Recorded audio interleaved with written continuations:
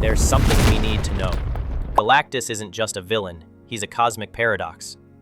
Born from the ashes of a dying universe, he isn't evil, he's inevitable. He doesn't devour worlds for fun.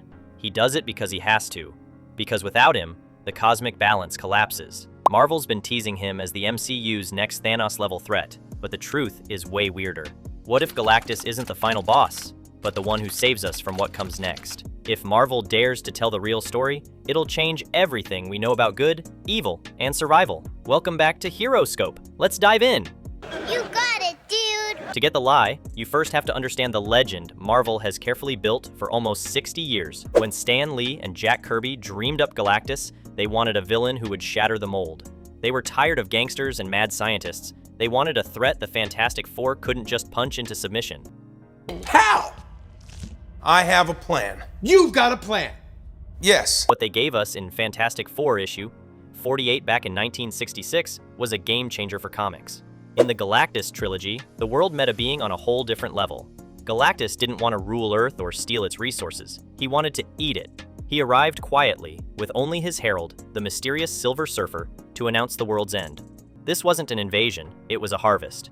Earth's heroes weren't soldiers in a war. They were ants in the path of a cosmic lawnmower. The story set up Galactus as a being beyond our ideas of good and evil. His hunger was just a fact of life, or, in this case, death.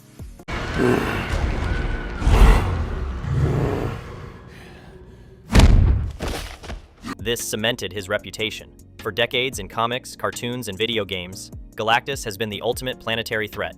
His arrival means doom. Entire civilizations, their histories, cultures, and lives, have been wiped out, all turned into cosmic energy to feed his bottomless hunger. He's the boogeyman alien parents tell their kids about. He is a walking, talking apocalypse. And Hollywood, in its first crack at bringing him to the screen, completely missed the point. The 2007 film, Fantastic Four, Rise of the Silver Surfer, didn't give us the towering, terrifying figure from the comics. It gave us a cosmic cloud, a giant, angry space storm.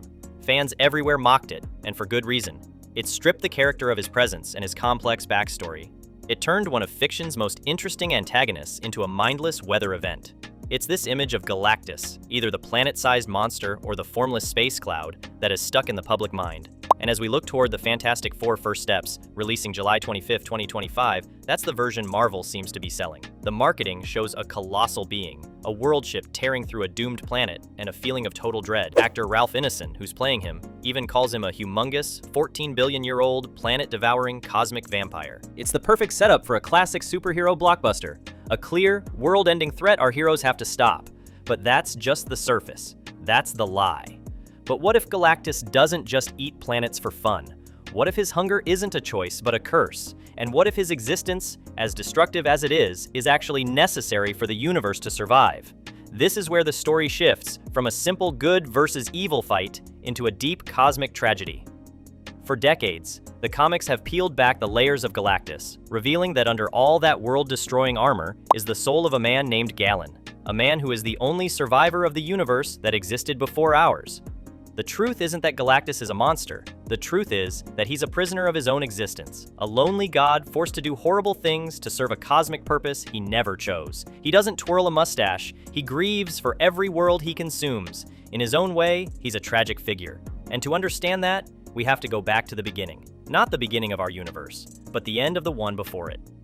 This isn't a story about a villain's rise to power. It's a story of cosmic death and rebirth, with one man caught right in the middle. Before Galactus, devourer of worlds, there was Galan of Ta. Imagine a planet, Ta, the peak of a universe so advanced it makes our wildest sci-fi dreams look like Stone Age cave paintings. Ta was a paradise of science and art, and Galan was one of its greatest explorers, a brilliant scientist charting the wonders of his reality. But his universe was dying. A cosmic plague, a big crunch, was causing all of creation to collapse in on itself. Stars were dying. Galaxies vanished, and decay spread everywhere. Galan, much like Superman's father Jor-El, saw the end coming and tried to warn his people, but it was too late. There was no escape. As Ta faced its final moments, Galan and a few others made a final desperate voyage. They flew a ship right into the heart of the collapsing universe, a last act of defiance. They weren't trying to escape. They were heading for the epicenter of creation's death. One by one, his companions perished, torn apart by the intense forces. But Galan survived. He was the last living mortal of his reality. It was there, at the nexus of a dying universe, that he met the sentience of the universe, the life force of everything that had ever existed. It told Galan that they both had to die, but from their union, a new being would be born for the next universe. It proposed a merger. Galan, the last mortal, would join with the last cosmic force. He agreed. He flew his ship into the cosmic egg, the singularity holding all the matter of his dying universe, the seed of the next Big Bang. He slept inside this cosmic womb for an eternity. He wasn't Galan anymore, and not yet Galactus. He was something in between, growing as the old universe died and the new one was born in the Big Bang. When he finally emerged billions of years later, he was transformed. He had unimaginable power, filled with the power cosmic, the basic energy of creation itself. But this rebirth came with a terrible price, a constant, all-consuming hunger. At first, he fought it. The man he used to be, Galan, resisted the urge to consume. He drifted through the young, empty cosmos for ages, starving but refusing to become a destroyer. But the hunger was relentless, a bottomless void driving him mad. Finally, he gave in. He consumed his first world, the uninhabited planet of Archaeopia. In that moment, Galactus was truly born. But even as the devourer, he remembered Galan and his lost world. As a monument to his past, he created Ta Daiziu, a giant world ship the size of a solar system, as his home. It was a constant, lonely reminder of the paradise he'd lost. This isn't what a mindless monster does. It's what a being in mourning does, someone who still feels the loss of the universe he had to leave behind. He isn't evil, he's cursed. He has to eat, or a much worse force, a mindless, raging hunger, would be unleashed on the universe. For a long time, the why of Galactus was a mystery. He was seen as a cosmic cancer. So what does this deep, tragic, and complex backstory mean for the Fantastic Four? First steps. It means Marvel can give us a villain unlike any we've seen in the MCU. Not just a powerful threat, but a deep moral and philosophical problem. And the clues point to a story that's even more personal and heartbreaking than the comics. We know the basics. The film is directed by Matt Shakman and stars Pedro Pascal, Vanessa Kirby, Eben Moss-Bachrach, and Joseph Quinn as the Fantastic Four. They're joined by Ralph Ineson as Galactus and Julia Garner as a new Silver Surfer named Shala Bal. The official synopsis says the team must defend Earth from a ravenous space god, and that the fight suddenly gets very personal. That last part is the key. How does a fight with a 14-billion-year-old cosmic being get personal? The answer seems to be the most powerful member of the Fantastic Four, Franklin Richards. Promotional art has made it clear that Vanessa Kirby's Sue Storm is pregnant in the movie. In the comics, her son Franklin is an Omega-level mutant with godlike powers to warp reality. He can create and destroy universes with a thought. His power is so immense that even beings like Galactus are in awe of it. And this is where the biggest and most mind-blowing fan theory comes in. The theory, which has gained serious traction online, suggests that the Galactus we'll meet in the MCU isn't Galan of Ta. Instead, he is a future version of Franklin Richards himself. Let's break it down.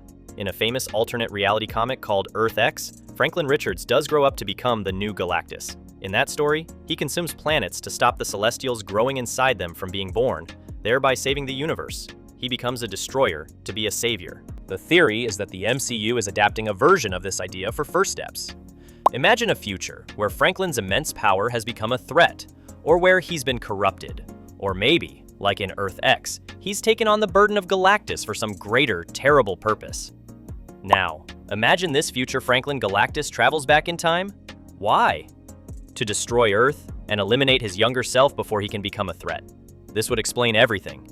It explains why Galactus arrives on Earth right as Franklin is about to be born. It explains how the fight becomes very personal. The Fantastic Four wouldn't just be fighting a monster, they'd be fighting their own son, their legacy, twisted into a cosmic destroyer. Recent unconfirmed plot leaks seem to support this deep connection, claiming Galactus arrives and demands the team hand over their unborn child to spare Earth. They refuse, and the fight begins. It's not about finding a big enough weapon anymore. It becomes a heartbreaking family crisis. How does Reed Richards, a man of logic, fight his own son from the future? How does Sue Storm face a monster that is her own child? It's a tragic loop, a time paradox wrapped in family drama. If this theory is true, or even if Marvel just uses the tragic origin of Galan, the result is the same. We get a much more interesting villain than a simple planet eater. The MCU has sometimes been criticized for its one-dimensional villains, but a tragic Galactus, whether he's Galan or Franklin, is anything but. He becomes a moral puzzle. If he's Galan, a necessary force of nature, Do the heroes even have the right to stop him? Is saving Earth worth unbalancing the entire cosmic order? It forces the Fantastic Four to be more than just fighters. They have to be thinkers, explorers, and philosophers. They can't just win. They have to find a solution that doesn't doom the rest of the universe. Perhaps the story is about what happens when the heroes fail to save Earth and have to live with the consequences. If he's a future Franklin, the stakes are even more gut-wrenching. The fight becomes about saving their son from himself. It's about hope, and whether they can change a future that's already written. This would be a villain whose motives we can understand, even sympathize with, which always makes for the best stories. It would mirror the tragic arc of Wanda Maximoff, another powerful character twisted by grief and power. This kind of complexity is what the MCU needs as it moves into its next saga. The days of simple good versus evil are over. The future is in shades of gray. A tragic Galactus isn't just a threat to the world. He's a threat to the Fantastic Four's identity as a family. This potential direction for Galactus has massive implications for the MCU's future. If Marvel commits to this level of complexity, it changes everything about how they approach cosmic storytelling. First, it sets up a new tier of storytelling. We're moving beyond punch the bad guy until he stops, into philosophical territory. The X-Men films tried this with mixed results, but the MCU has the goodwill and structure to pull it off properly.